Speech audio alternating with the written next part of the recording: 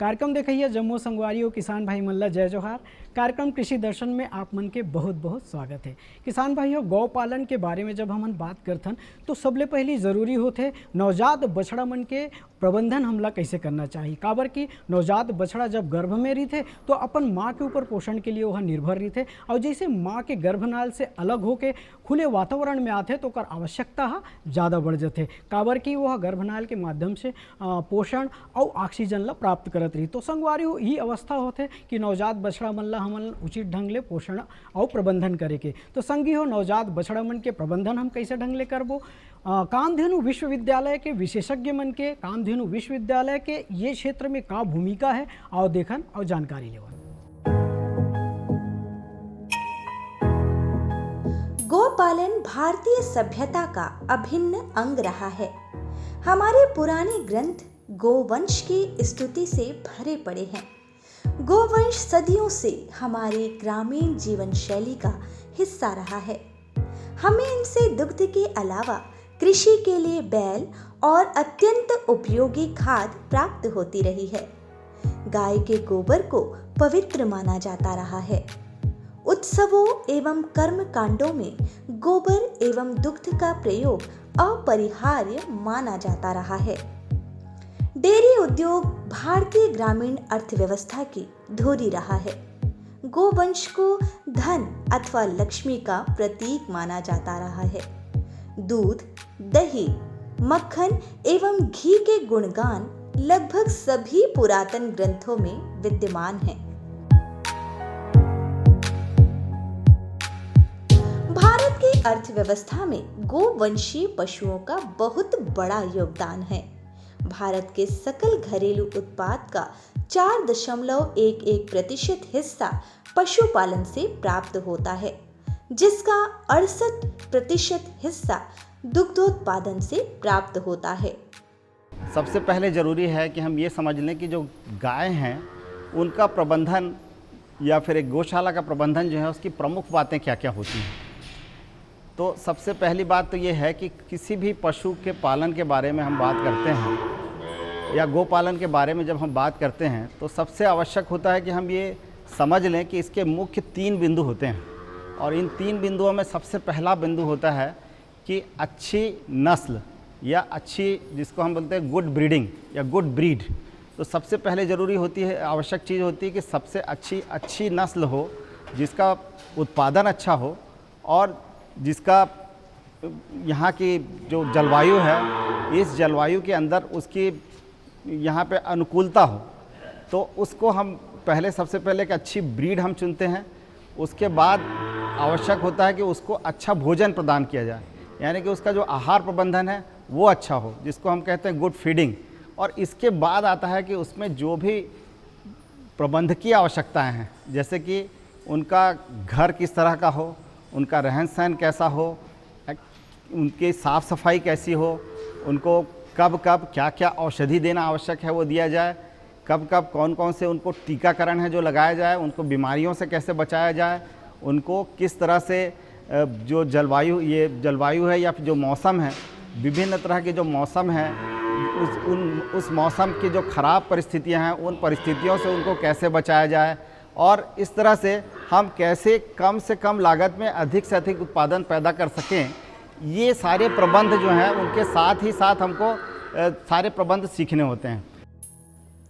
गोपालन की सबसे बड़ी विशेषता यह है कि यह एक लगातार आमदनी का साधन है, जिससे वर्ष भर पूरे माह या प्रतिदिन थोड़ा थोड़ा धन कमाया जा सकता है।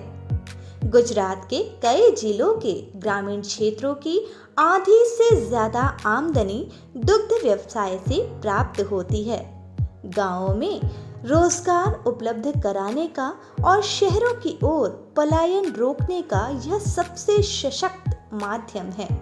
लेकिन आवश्यकता है कि ग्रामीण क्षेत्रों में पशु चिकित्सा, नस्ल संवर्धन, पशु आहार एवं चारे जैसी आधारभूत सुविधाओं को उपलब्ध कराने के साथ ही उचित दाम में उत्पादों एवं प्रति उत्पादों के विपणन की व्यवस्था का विस्तार किया जाए। इस इस व्यवसाय से जुड़े लोगों को सारी जानकारी उपलब्ध कराने तथा सुविधाओं का लाभ उठाने के लिए प्रेरित करना भी आवश्यक है। ग्रामीण क्षेत्रों में गौपालन के विकास प्रत्यक्षतः 2 लाभ हैं। पहला, सामाजिक न्याय के साथ विकास और समृद्धि एवं दूसरा, दुग्ध उत्पादन में वृद्धि। बछड़े हैं, बछड़ों के प्रबंधन में हमको ये बात, इसमें से 2 प्रमुख बिंदु हैं जिनके बारे में हमको ध्यान देना पड़ता है। वो ये है कि बछड़ों का जो प्रबंधन है वो एक तो जब गाय गाभिन होती है उस अवस्था में, जब वो अपने माँ के पेट में रहता है उस समय से वो प्रारंभ हो जाता है। और उस समय से हमको ये जो है, जो गाभिन गाय है उसकी अगर हम अच्छे से देख रेख नहीं करेंगे, उसकी देखभाल नहीं करेंगे तो हम एक अच्छा बछड़ा प्राप्त नहीं करेंगे।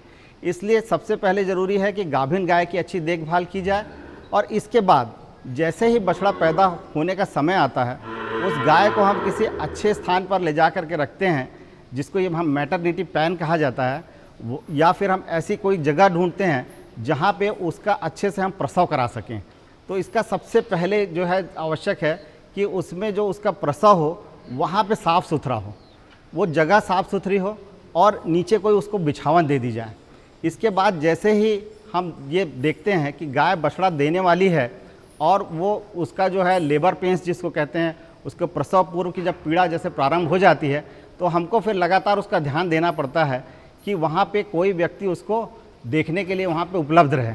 और जैसे अगर बछड़ा पैदा होता है और अगर 4 से 6 घंटे तक प्रसव पीड़ा के बाद में बछड़ा अगर पैदा हो जाता है, तो ऐसी स्थिति में हमें कुछ भी करने की आवश्यकता नहीं है।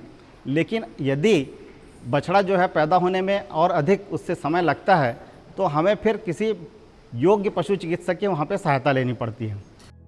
भारतीय परिस्थितियों में किसी भी भूभाग का विकास कृषि और पशुपालन के विकास के बिना संभव नहीं है। कृषि और पशुपालन एक दूसरे के पूरक हैं।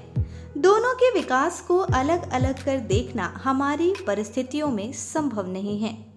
पशुपालन से आर्थिक लाभ प्राप्त करने के लिए आवश्यक है कि इसके वैज्ञानिक दृष्टिकोण को अपनाया जाए। वैज्ञानिक दृष्टि से उत्तम पशुपालन के 3 मूल मंत्र है: गुड ब्रीडिंग, गुड फीडिंग एवं गुड मैनेजमेंट, अर्थात अच्छी पशु नस्ल का चुनाव तथा संवर्धन, उत्तम पशु पोषण तथा खान पान एवं अच्छा रख रखाव। यदि इन बुनियादी बातों का ध्यान रखा जाए तो पशुपालन को लाभदायक व्यवसाय बनाया जा सकता है। किसान भाइयों, पशुओं को रखने के लिए जो बाड़े हैं या उनके जो पशुगृह जिसको हम कहते हैं, पशुगृह की व्यवस्था भी बहुत महत्वपूर्ण है। अभी हम जो वैज्ञानिक पद्धति में आज हम बात करते हैं कि 2 तरह के जो हैं पशुगृह होते हैं। एक तो खुले पशुगृह होते हैं और एक बंद पशुगृह होते हैं। तो हमारे देश में अब ये देखा गया है कि ज़्यादा करके हमारे लिए अच्छा होता है कि हम खुले पशुगृह का निर्माण करें, जिसमें एक शेड ऐसा बनाया जाता है या एक छायादार जगह होती है, और छायादार जगह के साथ साथ ही उनके विचरण के लिए खुली जगह होती है। तो पशु जो है वो विचरण के लिए, खुले विचरण के लिए भी हम छोड़ सकते हैं, या फिर वो स्वतंत्र होते हैं कि वो खुले विचरण कर सकें। और वहाँ पे जब उनको जितने धूप की आवश्यकता हो या गर्मी की आवश्यकता हो, या फिर उनको खुले में अगर रात के समय अगर उनको खुले में जो है वो कम गर्मी की आवश्यकता हो या गर्मी से बचना हो, तो बाहर खुले स्थान पे वो चले जाते हैं और अपने आप को गर्मी से जब बचा लेते हैं। तो इस तरह के जो व्यवस्था है वो सबसे अच्छी होती है। जो कोई भी जो पशुगृह जो हम बनाते हैं उसमें 2 बातों का हमको ध्यान रखना पड़ता है। एक तो यह है कि सभी मौसम से हम उसमें उसकी सुरक्षा तो कर सकें पशुओं की, लेकिन साथ ही साथ जो निर्माण है उसके निर्माण की लागत बहुत ज़्यादा नहीं होनी चाहिए। इसके लिए ज़रूरी है कि हम एक जो गाय है अगर हम रखते हैं तो उसके लिए हमको करीब 35 से 40 स्क्वायर फीट की जगह जो है वो छत के नीचे और इससे दुगनी जगह जो है छत के बाहर में करने की आवश्यकता होती है। साथ ही साथ वहाँ पे जो है जब हम रखते हैं उनको, तो उनके लिए हमको दाने के लिए जो है वो एक जिसको मेंजर कहते हैं, दाने के लिए मेंजर जो होता है वो ज़रूरी है बनाना, और साथ में उसके पानी की व्यवस्था कि उसको 24 घंटे जो है पानी मिलता रहे। जी। किससे बात कर रहे थे इतना हंस हंस कर? किसान कॉल सेंटर में विशेषज्ञ से खेती के बारे में सलाह ले रहा था। सुबह भी रात को भी? किसान कॉल सेंटर सुबह 6 बजे से रात को 10 बजे तक खुलता है। रविवार को भी? साल के 365 दिन खुलता है। पर तुम ये सब क्यों पूछ रही हो? मैं तो कुछ और ही समझी थी। कृषि संबंधी समस्याओं का अपनी भाषा में तुरंत समाधान पाने के लिए पूरे भारत में किसी भी फोन से राष्ट्रीय हेल्पलाइन नंबर 1800-180-1551 पर संपर्क करें। भारत सरकार का हर प्रयास किसानों की प्रगति को दे रहा एक नया विश्वास। देश के किसानों के प्रति समर्पित भारत सरकार विशेषकर पूर्वोत्तर राज्यों और अंडमान निकोबार के कृषि क्षेत्र के विकास के लिए नए प्रगतिशील कदम उठा रही है, जिससे वहां के किसान तेजी से तरक्की कर रहे हैं। कृषि क्षेत्र के विकास को अनवरत जारी रखते हुए माननीय प्रधानमंत्री श्री नरेंद्र मोदी जी के नेतृत्व में भारत सरकार ने एक दूरदर्शी निर्णय लेते हुए देश में राष्ट्रीय खाद्य तेल मिशन ऑयल पाम की शुरुआत की है, जिससे पूर्वोत्तर राज्यों और अंडमान निकोबार के किसानों को विशेष लाभ मिलेगा। पूंजी निवेश में वृद्धि होगी, खाद्य तेल आयात पर निर्भरता कम होगी और रोजगार के अवसरों का सृजन होगा। खाने के तेल में आत्मनिर्भरता के लिए अब राष्ट्रीय खाद्य तेल मिशन ऑयल पाम का संकल्प लिया गया है। नॉर्थ ईस्ट और अंडमान निकोबार द्वीप समूह ये वो क्षेत्र हैं जहां आसानी से पाम की खेती हो सकती है, पाम ऑयल का उत्पादन हो सकता है। इस मिशन के अंतर्गत ऑयल पाम का रकबा और पैदावार बढ़ाने पर जोर देने के लिए सरकार ने 11,000 करोड़ रुपए से अधिक की सहायता राशि निर्धारित की है। मिशन के तहत सरकार ने ऑयल पाम की खेती के लिए रोपण आदि की सहायता में बढ़ोतरी करते हुए पहले मिलने वाले 12,000 रुपए प्रति हेक्टेयर को बढ़ाकर 29,000 रुपए प्रति हेक्टेयर तक कर दिया है। पौधारोपण सामग्री की कमी दूर करने के लिए बीजों की पैदावार करने वाले बागों को भी सहायता दी जाएगी, जिसके तहत प्रति 15 हेक्टेयर क्षेत्रफल के ऑयल पाम उद्यान के लिए 1 करोड़ और नर्सरी विकास के लिए 50 लाख रुपए का प्रावधान है। 30 वर्ष की आयु के पुराने बगीचों के पुनरुद्धार के लिए 250 रुपए प्रति पौधा का एक मुश्त अनुदान दिया जाएगा। पूर्वोत्तर और अंडमान को विशेष सहायता के तहत उनकी क्षेत्र संरचना, जलवायु एवं अन्य परिस्थितियों के अनुसार विभिन्न मदों में, जैसे हाफ मून टेरेस में 4,000 रुपए प्रति हेक्टेयर, बाड़ या बायो फेंसिंग तथा लैंड क्लियरेंस के लिए 7,000 रुपए प्रति हेक्टेयर और एकीकृत खेती के लिए 10,000 रुपए प्रति हेक्टेयर का प्रावधान है। प्रारंभिक 4 वर्षों की अवधि में रखरखाव और अंतर फसल के लिए 50,000 रुपए प्रति हेक्टेयर का प्रावधान है।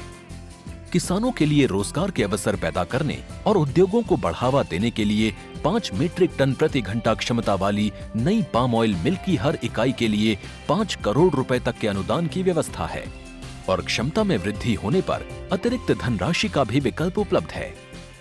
सेंट्रल सरकार इना ऑयल पाम स्कीम थरन रोन दुआ नहीं दौ नहीं तुतेन कन हाक ले कन छटपुई गई पो कन बेसे ऑयल पाम के किसान ताजे फलों के गुच्छे यानी FFB का उत्पादन करते हैं, जिनकी वर्तमान में कीमतें अंतर्राष्ट्रीय मूल्यों में उतार चढ़ाव के आधार पर तय होती हैं। पहली बार केंद्र सरकार ताजे फलों के गुच्छे की कीमत के लिए किसानों को आश्वासन दे रही है।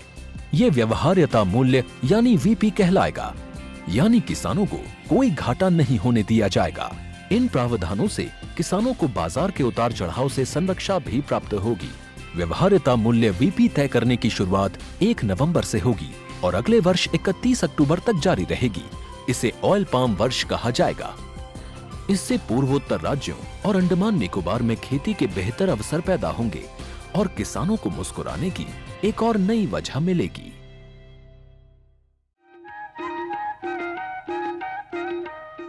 किसान भाई हो, नवजात बछड़ा जब अपन माँ के गर्भ में रही थे तो ओला पूरी तरह से पोषण बर वह अपन माँ के ऊपर निर्भर रही थे। फिर जब वह जन्म के बाद खुला वातावरण में आते तो ओला ओकर आवश्यकता और ज़्यादा बढ़ जाते। संगवारी हो, गर्भनाल से जब कट के माँ से अलग होते तो ओला उचित पोषण की आवश्यकता होते, काबर की गर्भनाल के माध्यम से बछड़ा ला ऑक्सीजन और पोषण हम मिलत रहते। फिर संगवारी हो यही समय है कि नवजात बछड़ा मन के उचित प्रबंधन की आवश्यकता होते। तो संगवारी हो एकर लिए शेड के निर्माण कैसे होना चाहिए, कैसे ढंग ले गौशाला के निर्माण हमला करना है, स्वच्छ वातावरण, हवादार और रोशनी युक्त अगर शेड के निर्माण है, गौशाला के व्यवस्था है, तो ये मन ला कई प्रकार से बीमारियों संक्रमण ले बचाया जा सकते है। तो संगवारी हो हमन हाँ नवजात बछड़ा मन के रखरखाव कैसे करबो, शेड के निर्माण कैसे करबो, आओ देखन। दाऊ श्री वासुदेव चंद्राकर कामधेनु विश्वविद्यालय में पशु चिकित्सा एवं पशुपालन महाविद्यालय के अंतर्गत बुल मदर एक्सपेरिमेंटल फार्म संचालित है। वर्तमान में उक्त फार्म में शुद्ध साहिवाल नस्ल के लगभग 240 गाय, बछड़े एवं बछियां इत्यादि हैं। बुल मदर एक्सपेरिमेंटल फार्म का उद्देश्य है साहिवाल नस्ल की गायों का संरक्षण एवं संवर्धन, प्रदेश के ग्रामों में उच्च प्रजनन क्षमता की साहिवाल सांड उपलब्ध कराना, विद्यार्थियों को प्रायोगिक परीक्षण देना, कृषकों में जागरूकता एवं उन्हें प्रशिक्षित करना, विभिन्न शोध कार्य कर गोपालन को पशुपालकों के लिए सुगम एवं लाभदायक बनाना। एक सप्ताह का जैसे ही होता है बछड़ा, वैसे ही उसको दूध के साथ साथ जो है उसको हरी घास जो है या उसको सुखा करके जो हे कहते हैं वो देना हम प्रारंभ कर देते हैं, ताकि उसके जो पेट के अंदर एक रूमेन होता है जो कि बछड़े में विकसित नहीं होता है, जो कि घास पचाने का काम करता है, वो धीरे धीरे विकसित होने लगता है। एक सप्ताह के पश्चात अगले एक सप्ताह के उसके और अगले सप्ताह जो है हम उसको जो है काफ स्टार्टर जिसको कहते हैं, जो कि उसका प्रथम जो है ठोस आहार होता है, वो प्रथम ठोस आहार हम उसको देना प्रारंभ कर देते हैं। प्रथम ठोस आहार देना जैसे हम प्रारंभ कर देते हैं, वैसे वैसे हम दूध की मात्रा कम कर सकते हैं जो उसको दूध दिया जा रहा है, और इसके साथ ही जो है उसकी जो वृद्धि दर है वो बढ़ती चली जाती है। इसको हम काफ स्टार्टर नाम देते हैं, क्योंकि ये जो दूसरे पशु हैं, जो बड़े पशु होते हैं, उनके दाने से इसका दाना भिन्न होता है, क्योंकि इसमें का चूँकि हम ये जानते हैं कि जो बछड़ा है उसका जो र्यूमेन मैंने कहा जो कि घास को पचाने का काम करता है बड़े जानवरों में, वो इसमें विकसित नहीं होता है। इसके कारण बहुत सारे जो विटामिन होते हैं और बहुत सारी चीज़ें होती हैं उसको जो है उसके दाने में देना आवश्यक होता है। इसलिए किसान भाइयों से मैं कहना चाहूँगा जो काफ स्टार्टर जो कि कुछ अलग होता है, दाने से अलग होता है, वो हम 2 हफ्ते की जैसे उम्र होती है उसको देने लगते हैं, और धीरे धीरे उसकी मात्रा हम बढ़ाने लगते हैं, और धीरे धीरे दूध की मात्रा कम करते जाते हैं। इससे जो बछड़ा है उसकी बाढ़ भी अच्छी होती है, और उसका दूध उत्पादन, और आगे चल करके उससे हम अगर बछिया है तो हम उससे अच्छे दूध उत्पादन की उम्मीद कर सकते हैं। नवजात बछड़े बछियों के प्रबंधन को अच्छी तरह समझने के लिए आवश्यक है कि गोपालन अथवा पशुपालन के मूलभूत सिद्धांत को समझा जाए, जिसके 3 प्रमुख बिंदु हैं: उत्तम नस्ल एवं प्रजनन, उत्तम आहार, उत्तम प्रबंधन। अर्थात जब अच्छी नस्ल की गायों को उत्तम आहार देकर उचित प्रबंधन किया जाए तो गोपालन से लाभ कमाया जा सकता है। इस तरह के उच्च गुणवत्ता वाली गायों के बछड़े बछियों को जीवित रखना एवं उनसे उच्च कोटि के गाय अथवा सांड प्राप्त करना अत्यंत महत्वपूर्ण है।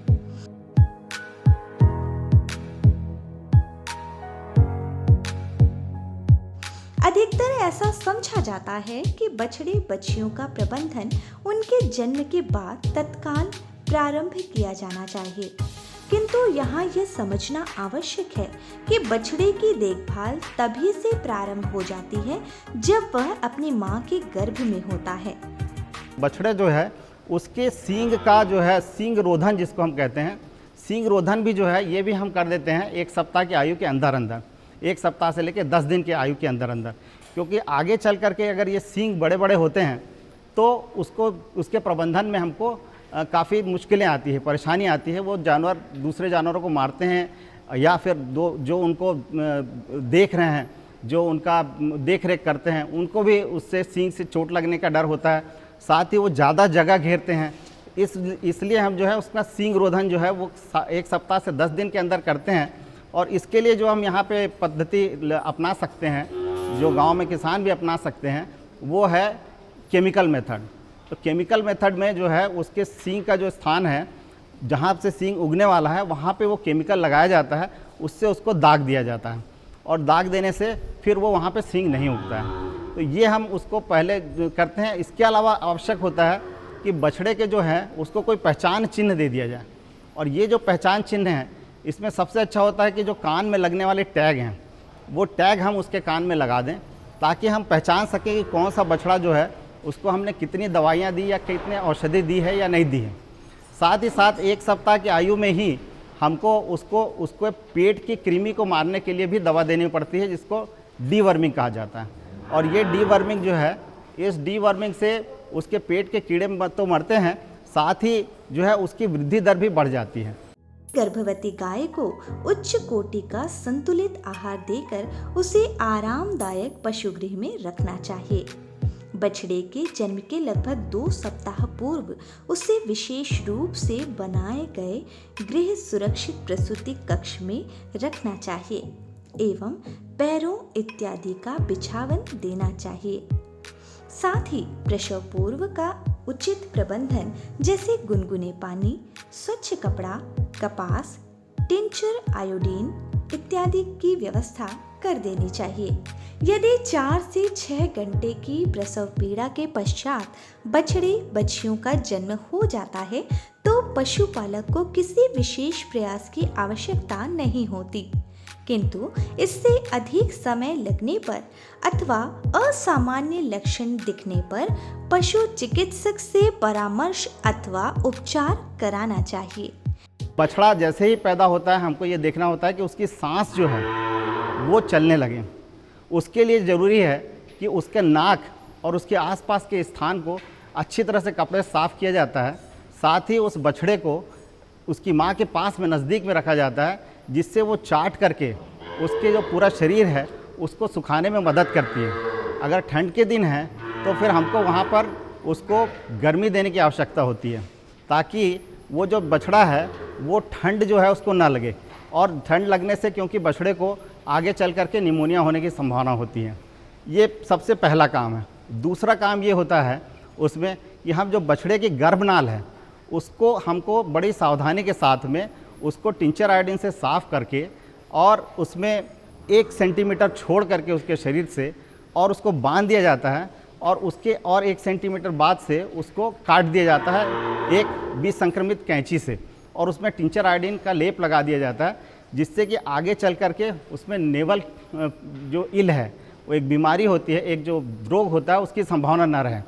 तीसरा काम जो हमको सबसे महत्वपूर्ण काम करना है वो ये करना है कि जितनी जल्दी से जल्दी हो सके उसको उसकी माँ का दूध हमको पिलाना होता है, जिसको कि हम पेयूष कहते हैं छत्तीसगढ़ में, या उसको पीयूष भी कहा जाता है इसलिए कि वो अमृत तुल्य होता है।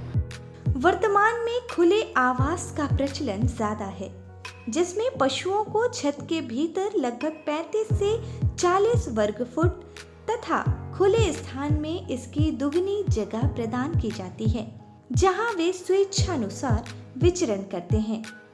गो पशुओं में निम्न प्रकार के टीकाकरण की आवश्यकता होती है। गलघोंटू वर्षा पूर्व प्रतिवर्ष, एक टंगिया वर्षा पूर्व प्रतिवर्ष, छड़ रोग एंथ्रेक्स वर्षा पूर्व जहां आवश्यक हो, खुरा चपका शीत ऋतु के प्रारंभ में एवं बूस्टर डोज 1 माह पश्चात। मोरे गाँव महावे चारों धाम, मोरे गाँव में चारों धाम, मोरे गाँव महावे चारों धाम, मोरे गाँव में चारों धाम। गाँव में गंगा, गाँव में जमुना, गाँव में गंगा, गाँव में जमुना, गाँव महावे तीरथ धाम, मोरे गाँव महावे चारों धाम, मोरे